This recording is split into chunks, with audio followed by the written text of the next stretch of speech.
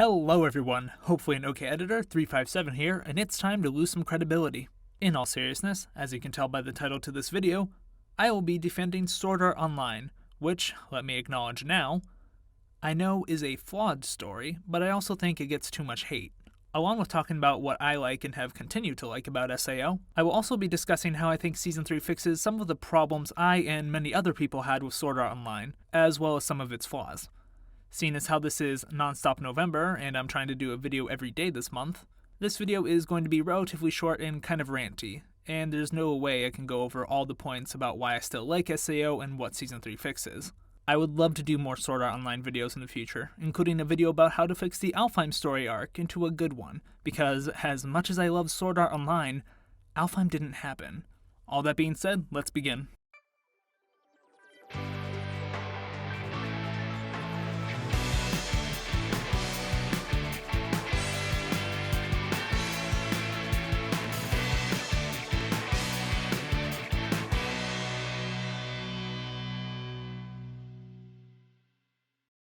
So why I still like SAO?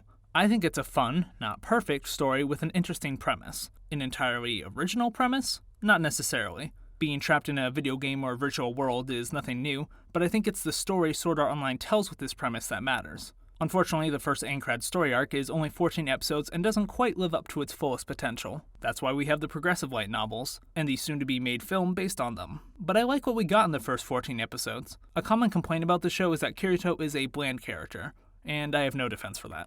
He's pretty much as generic as he gets until the later story arcs, which I will touch on later.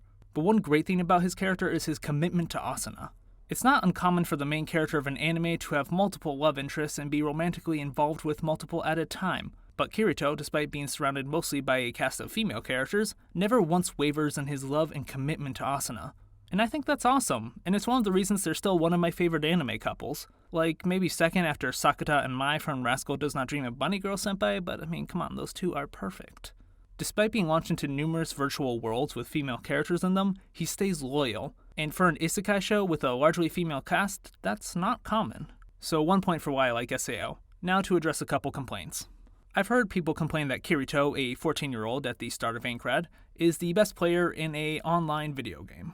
This relates to another common problem people have, that he is the only one to get the dual-wielding ability since he is the best player. And I've never understood this argument. They say it's not realistic, but so isn't the idea of being trapped in a VR game with a headset that'll fry your brains if you die in the game?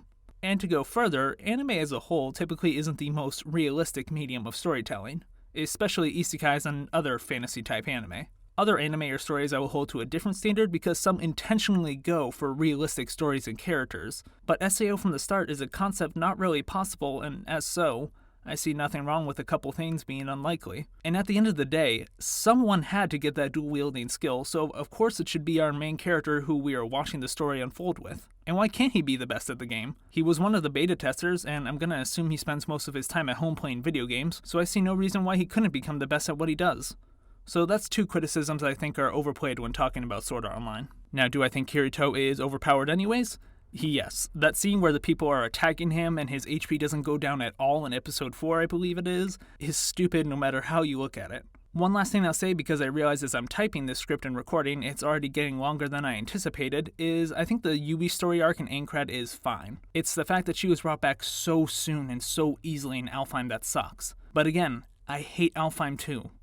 I'm going to stop talking about SAO before Season 3 for now. Frankly, there's a lot more pros about the stories before Season 3 as well as cons that I need to go more into. So I will make another Sword Art Online video in the future discussing it more in depth. I also have friends who hate Sword Art Online, so it would be really cool to get like a list of reasons why from them and talk about these problems. Which ones I think are valid and which are overplayed in the SAO hate train. So to recap, is Kirito at times overpowered and as a character bland? Yes, but his commitment to Asuna is unique, and while overpowered, him being the best player and getting the dual-wielding ability is not that unbelievable. The Yui story arc isn't as bad as everyone says it is in Aincrad, and lastly, I'll say the other story arcs before Season 3, except for Alfheim, screw Alfheim, have their merit in some way, whether it be to SAO as a whole or developing the characters we know more, onto what I think Season 3 fixes.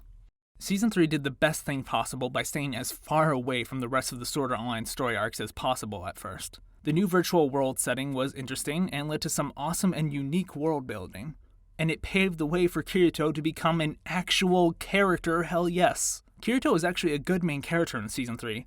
At times he gets hopeless at the thought of being stuck in this world without ever seeing Asuna or those he loves again, and he breaks down and cries. And that's not the only time he cries, he goes through a lot.